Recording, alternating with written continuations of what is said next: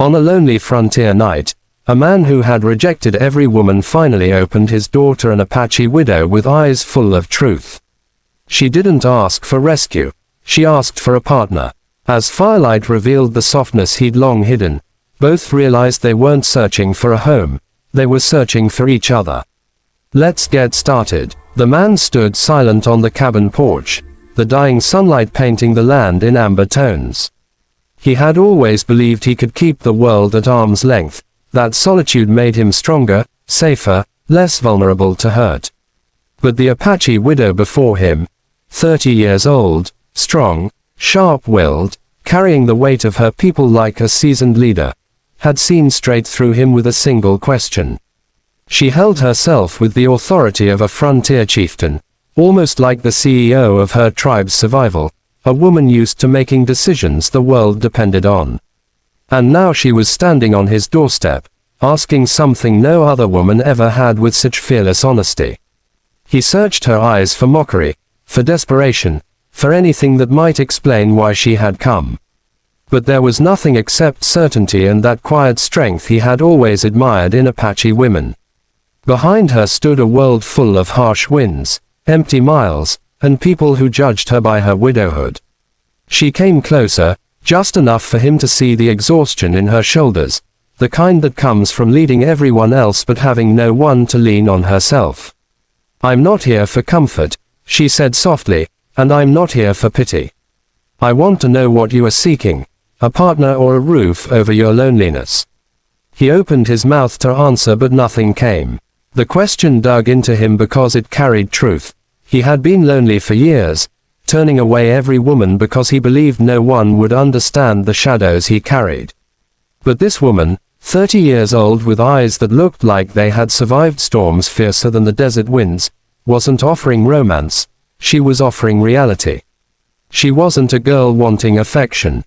She was a strong woman, almost 35 in spirit though younger in years, hardened by loss, bound by duty, and unafraid of the truth.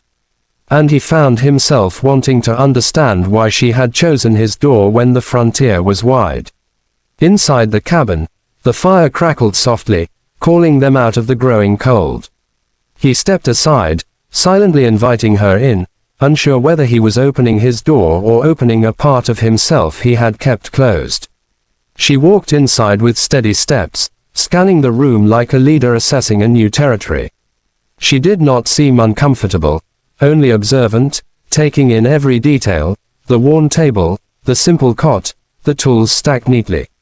"You live like a man who expects no one to stay," she said, not cruelly, just honestly. He nodded slightly. "That's how it's been. Easier that way." She turned to him, her expression softening. "Easier rarely means better." He gathered his words slowly, the way a man collects courage one breath at a time. "Why me?" he asked, his voice low. She hesitated before answering. "Because you're not a man who seeks control. And my tribe, they respected my husband, but they also feared me." She offered a small, tired smile. "A woman who leads is often seen as dangerous." He realized then she wasn't just a widow. She had been the backbone of her people, a strategist, a problem solver, the closest thing the frontier would ever have to a 35-year-old female CEO. She had carried burdens most men couldn't imagine, and the weight of that leadership had left her looking for someone who wouldn't crumble beside her. He motioned for her to sit, pouring warm water into a tin cup, offering it to her with steady hands. She accepted, wrapping her fingers around it as though the heat connected her to something she had been missing. "People think I came here for protection," she said after a moment. "But I came for honesty. My tribe needs alliances. My people need stability. And I need someone who doesn't see me as a shadow of my past." Her voice wavered slightly, revealing the cracks beneath the armor she wore so tightly. "You turned every woman away, but not because you didn't want someone. You turned them away because you've been waiting for the one you wouldn't have to pretend with." Her words struck him because they were true. He had kept himself isolated out of fear of hurting or being hurt, but this woman wasn't asking for something delicate. She was offering something raw, real, and unexpectedly steady. He sat across from her, hands clasped, heart pounding harder than he wanted to admit. "I'm not a man with much to offer," he said quietly. "Not wealth, not charm, not the confidence most men walk with." She shook her head, a faint smile rising. "You offer something rarer, integrity, and in this world, that's worth more than gold." He felt a warmth he hadn't known in years, a feeling he couldn't quite name, rising within him like hope. The silence between them wasn't heavy. It was thoughtful, filled with the crackling fire and the subtle shift of possibility. She looked around again, this time with a softer expression, one that hinted at imagining what life here might look like with two instead of one. "Shelter," she murmured, "can be made anywhere. But a wife, that's not something anyone should choose out of need alone. That's why I asked the question. I needed to know what you truly wanted." He finally held her gaze, finding clarity in her strength. "I've never known what I wanted," he admitted. "But now, I'm starting to think I might." She stood slowly, walking toward the door as the final light of dusk faded into deep blue. "I won't stay tonight," she said, her voice calm. "Not until you decide. Not until you're certain you're choosing me and not the silence breaking." She reached for the door, pausing with her hand on the wooden frame. "But I'll return tomorrow, and when I do, I hope you'll have your answer." Her silhouette in the doorway looked almost carved from the twilight, a 30-year-old widow with the heart of a warrior and the dignity of a woman who knew her worth. As she stepped outside, the cold night wind swept in behind her, and he watched her walk into the dimness, her presence leaving a hollow space in his small cabin that he hadn't realized existed until now. He closed the door slowly, leaning against it, breath unsteady. For years he had turned every woman away, convinced he needed no one. But now, as the stars pierced the sky and the silence returned, he felt something shift inside him. Not fear, not doubt, something deeper, something that felt like the beginning of a decision he had been avoiding his whole life. The wind settled into a soft hush around them, brushing against the cabin porch like a reminder that the night was listening. He tried to answer her, but the words tangled in his chest. She watched him, not with impatience, but with understanding. She had lived 30 years on the frontier, surviving raids, loss, hunger, and the crushing responsibility of protecting others. She was a widow, yes, but also a strategist, a leader, a woman whose decisions shifted the fate of entire families. She carried herself with the same quiet authority as a 35-year-old CEO would in another time. And somehow, she still had the gentleness to stand before him without demanding anything he was not ready to give. Her eyes softened as she stepped closer, her shadow merging with his beneath the dim lantern glow. "I don't need rescuing," she said again, slower this time, as if she needed him to truly hear it. "My people survived because I learned to stand when everything around me fell. I'm not asking you to fill a void. I'm offering something built on truth." The sincerity in her tone struck him like a warm knife, sharp, but comforting in a strange way. She was not approaching him out of desperation. She was offering partnership in a world where everything else was fragile. He swallowed, breathing in the cold night air as he studied her. Other women who had come knocking on his quiet life carried expectations. Marriage for protection, marriage for status, marriage for survival. But she was different. She had walked through storms fiercer than any the plains had known, and instead of letting those storms harden her into bitterness, they had sharpened her into clarity. She did not want a man to build her a life. She wanted a man who wouldn't break while walking beside her, and that, somehow, made him feel seen in a way he had never expected. Inside the cabin, the fire flickered against the walls, casting long shadows over the simple furnishings he had grown accustomed to. He took a slow step back and motioned for her to enter. She hesitated for only a second, then followed him inside, her gaze sweeping over the room with a quiet attentiveness. She studied the neatness of his tools, the well-worn chair by the hearth, the single blanket folded on the cot. "You live like a man who has learned to rely only on himself," she murmured. He offered a faint smile. It was easier than trusting someone. Her eyes met his, not accusing but simply acknowledging the truth he was finally willing to say aloud. She walked closer to the fire, holding her hands toward its warmth, though her posture remained steady, strong enough to command a room, soft enough to never threaten it. He watched her, noticing details he hadn't before, the slight silver thread in her braided hair, the scars she didn't hide, the way she stood tall despite the weight she carried. She looked older than 30 only in experience. Her spirit, however, was brighter than many half her age.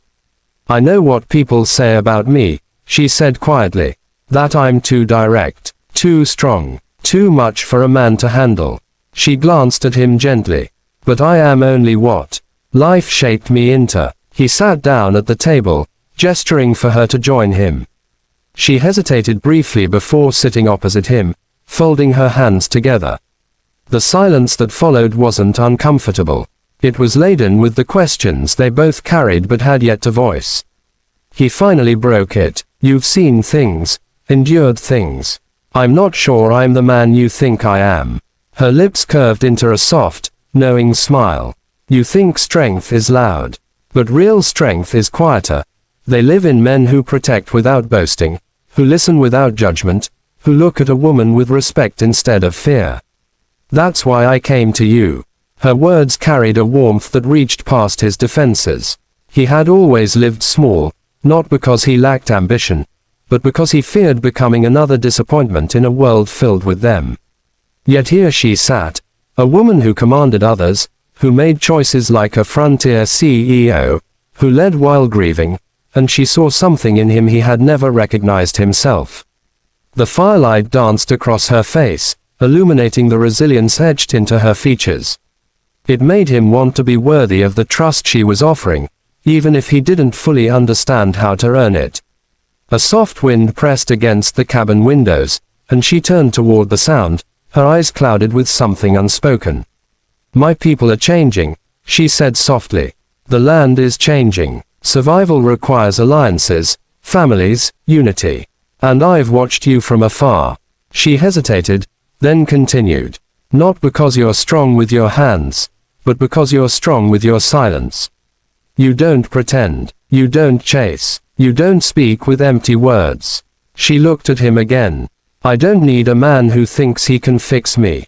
I need one who sees me clearly. Her honesty left him speechless. He felt her sincerity settling into him, carving away years of isolation like the slow carving of a canyon.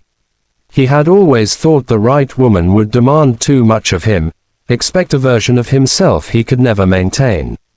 But she wasn't asking him to change. She was asking him to stand.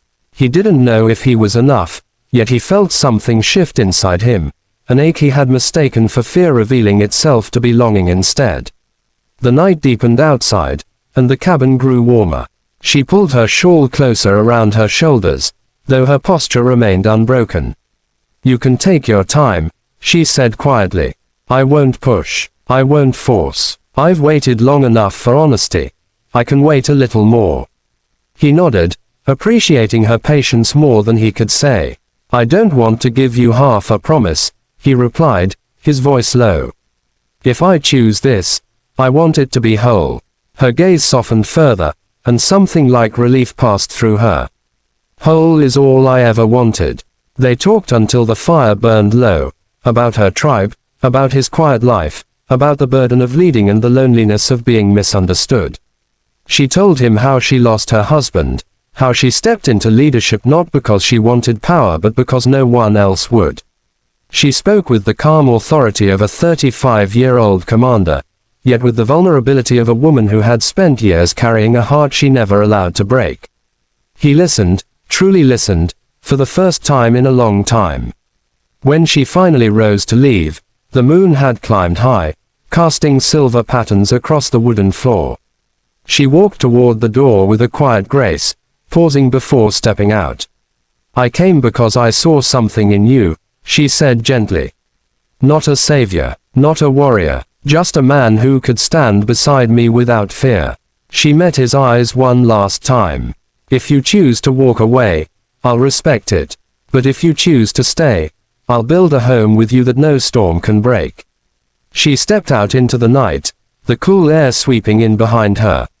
He watched her silhouette fade into the moonlit darkness, something deep within him unraveling and reforming at the same time.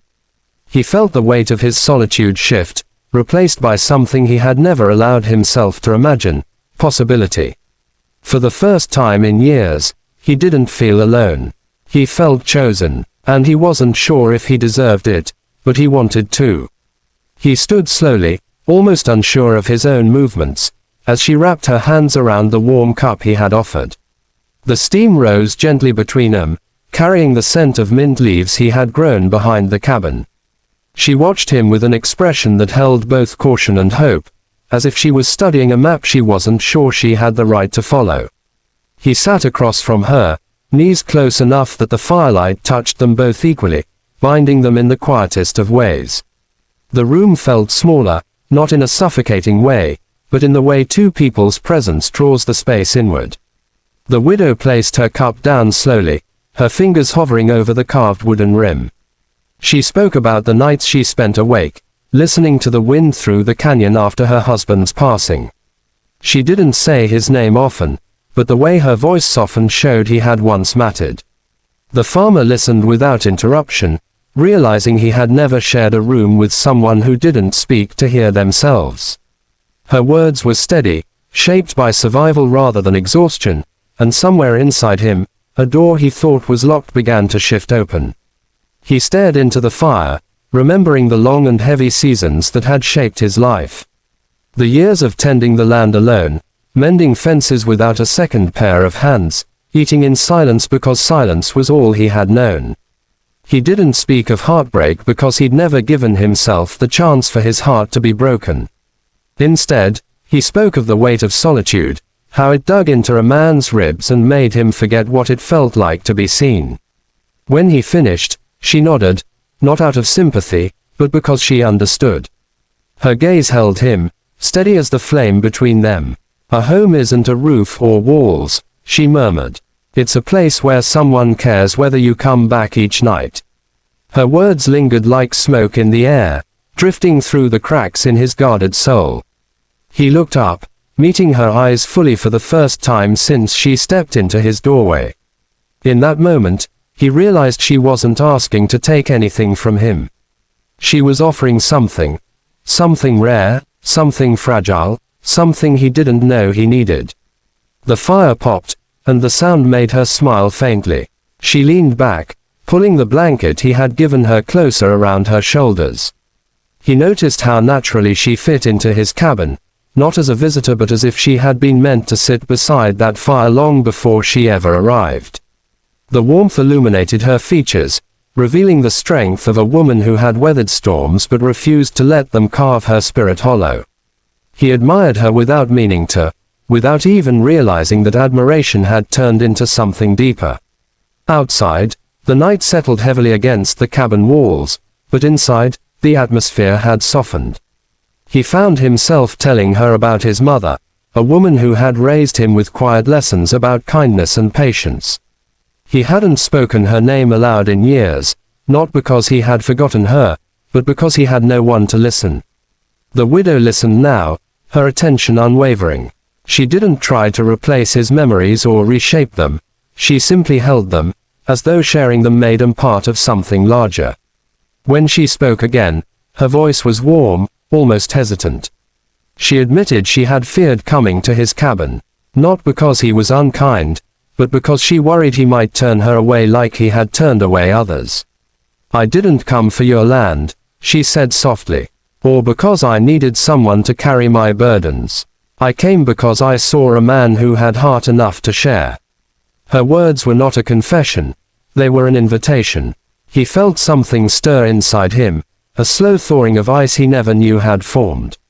He took a breath, the kind that shakes a little on the way out, and reached for his cup. His hands brushed against hers briefly.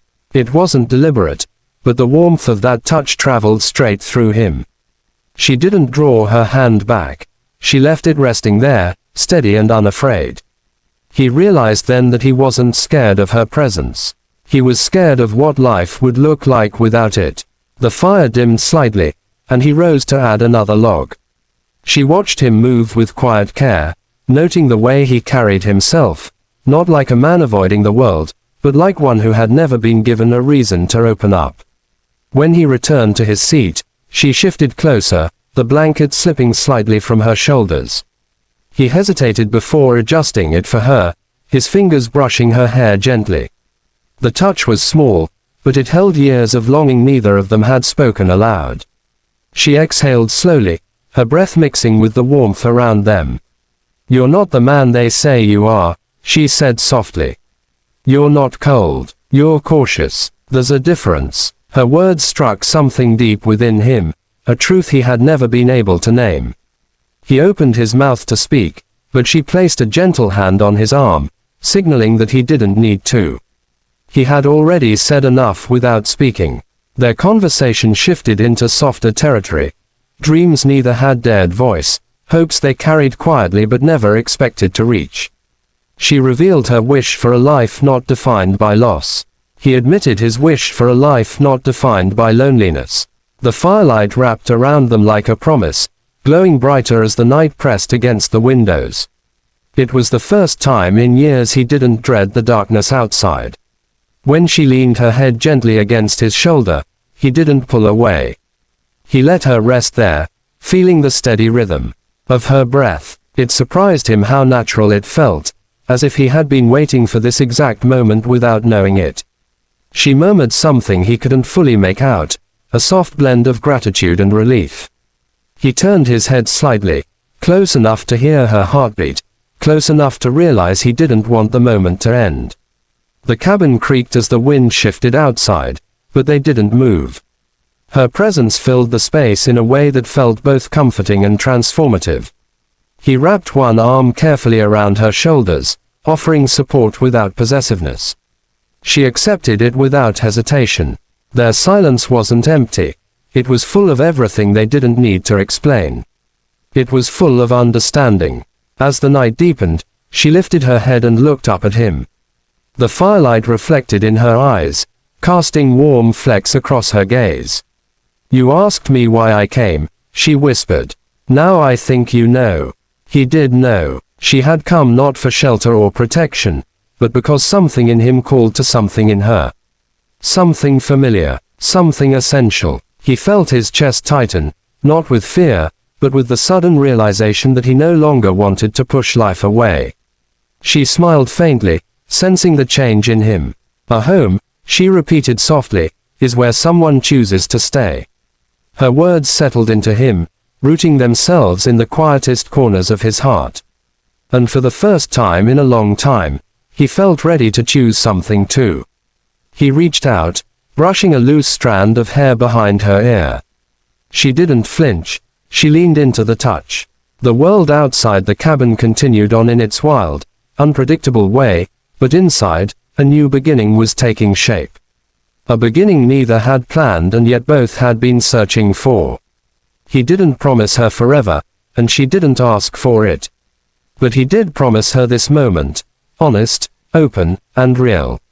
By the time the fire had burned low and the night sky lightened at the edges, they were no longer two strangers bound by loss. They were two souls who had found one another in the vast emptiness of the frontier, creating warmth where there had once been cold. And when the first rays of morning brushed through the window, he finally understood what she had meant. A home wasn't built, it was felt. And for the first time in years, he felt it beside her.